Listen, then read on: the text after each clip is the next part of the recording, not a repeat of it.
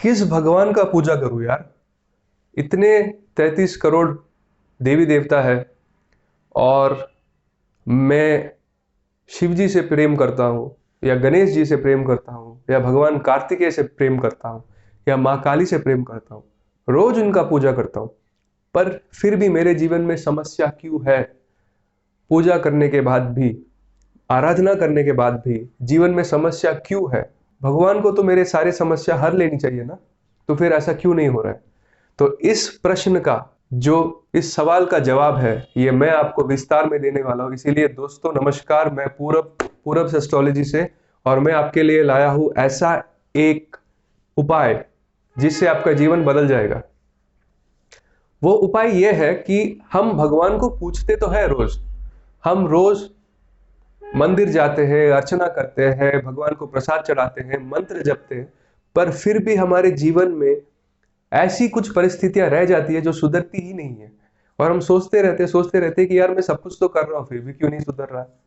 वो इसलिए नहीं सुधर रहा क्योंकि आप उन्हीं भगवान को पूजेंगे जो भगवान आपके कुंडली में ग्रह बनकर सशक्त और अच्छे घर में बैठे हुए हैं। आप उन्हीं को पूजेंगे।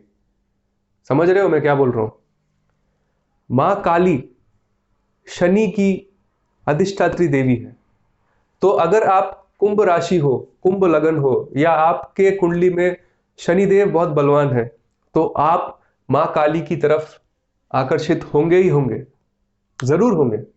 और आप माँ काली की पूजा करोगे, पर आपके कुंडली में तो शनि पहले से ही अच्छा बैठा हुआ है ना, तो शनिदेव और माँ काली का पूजा तो आप कर ही रहे हो। साथ में आपको यह देखना है कि आपकी कुंडली में कौन से ग्रह खराब परिस्थिति में है। किन देवताओं को देखकर आपको लगता है कि इन्हें तो मैं जीवन में कभी नहीं पूजूंगा, ये मुझे बिल्कुल अच्छे नहीं लगता है। क्यों अच्छे नहीं लगते? वो इसलिए अच्छे नहीं लगते क्योंकि आपके कुंडली में उन देवता से जो मतलब रखने वाले ग्रह है, वो ग्रह आपके कुंडली में खराब है दोस्तों। इसीलिए आप उनके पास जा ही नहीं रहे हो। अगर आपके कुंडली में मंगल नीच का है, तो आप अगर कार्तिकेय जी को पूजोगे नहीं, तो आपको कहां से उपाय मिलेगा? तो आपके समस्याओं का अंत कहां से होगा? क्योंकि मंगल नीच का है और आप पूज रहे हो किसी और देवता को, और आप उनके पास नहीं जा रहे हो जिसके पास मंगल का डिपार्टमेंट है, जो कि हनुमान जी, कार्तिकेय जी। समझो इस बात को, है ना? अगर आपकी कुंडली में शुक्र केतु से पीड़ित है, तो आप कभी भी माता लक्ष्मी को पूजोगे ही नहीं, कभी भी माता सरस्वती के पास जाओगे ही नहीं, क्योंकि शुक्र का जो ऊर्जा है उसे केतु बंद कर रहा है। तो अगर आप धन चाहते हो, आपको धन मिल नहीं रहा है, और आप बैठ के पूजा कर रहे हो महादेव की, या आप पूजा कर रहे हो किसी और देवता की, महादेव की पूजा तो करना चाहिए क्योंकि महादेव महादेव है, मेरे आराध्य है महादेव। पर आपको उस देवी या देवता का भी पूजा करना चाहिए जो उस ग्रह से संबंध रखते हैं, शुक्र से संबंध रखते हैं, माता लक्ष्मी। और माता लक्ष्मी की पूजा करने से ही आपको शुक्र से संबंधित चीजों में वृद्धि होगा ना। जो मैं कहने की कोशिश कर रहा हूं वो यह है कि हर इंसान उसी देवी या देवता का पूजा करता है जिससे संबंधित ग्रह उसके कुंडली में सशक्त और अच्छे परिस्थिति में बैठे हुए हैं।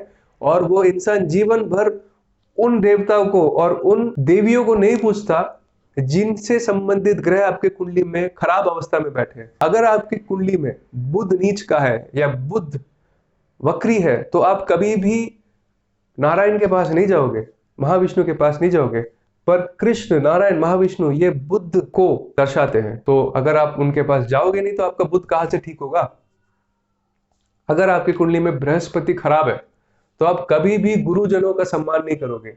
आप कभी भी सही ज्ञान कोई भी बताएगा तो उसे सुनोगे ही नहीं, क्योंकि आप सोचोगे कि मैं ही परम ज्ञानी हूं, मुझे सब पता है। तो अगर आपका बृहस्पति खराब है, तो आदि गुरु जो है दक्षिणामूर्ति जी, भगवान शिव का जो रूप है, गुरु रूप है, आपको दक्षिणामूर्ति जी के पास जाके सर झुकाना पड़ेगा, उनका पूजा करना पड़ेगा। पर आप करना चाहोगे नहीं क्योंकि आपके कुंडली में बृहस्पति खराब बैठे। पर उन्हीं के पास जाओ, उसी देवता के पास जाओ, उसी भगवान के पास जाओ जो भगवान आपको अंदर से पसंद नहीं है, जिसके बारे में आप सोचते हो कि इन्हें तो मैं कभी भी नहीं पूजूंगा, क्योंकि उन्हीं के पास चाबी है आपके जीवन के ताला को खोलने के लिए।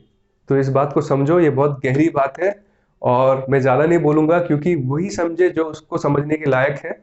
तो मैं पूरब आप सबसे अलविदा लेता हूं। कुछ चीजें ज्यादा बोलने से ना लोगों के कर्म कट जाते हैं। और मैं चाहता हूं कि ये वीडियो सिर्फ वही देखे जिनका अपने आराध्य के प्रति जो पूजा भावना है, जो सच्ची भक्ति है, वो उनको सही मार्ग पर लेके जाए। तो अलविदा दोस्तों।